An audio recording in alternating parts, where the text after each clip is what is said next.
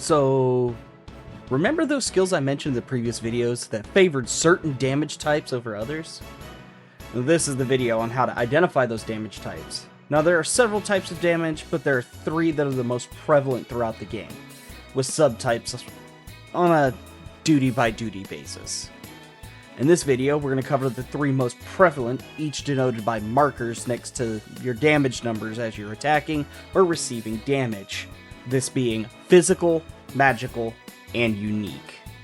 Physical is the only one that can be parried, where all jobs have a 10% chance of parrying, giving a 15% reduction of damage, but only when you're not casting or channeling abilities.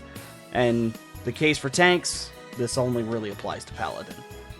Next is magical, which a large majority of raid-wide abilities are magical. It also has, like, the most abilities that mitigate it as well. Which, I mean, it does increase the viability of Dark Knight Gunbreaker's very limited mitigation pool. And finally, we have the most convoluted. I say convoluted. Misunderstood is probably the proper answer. Unique damage, which admittedly, I had been referring to it as true damage, and this is apparently wrong. But unique damage, also known as darkness damage, is the only damage type that can't be mitigated by abilities that mitigate physical or magical damage.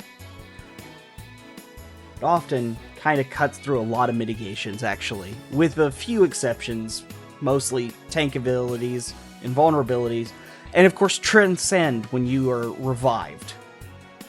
Honestly, this was something I found hard to kind of understand at first, but after a day or 2 of research, I'm hoping I can at least simplify it to a way that it isn't confusing for everybody. Well, until next time, fellow tanks.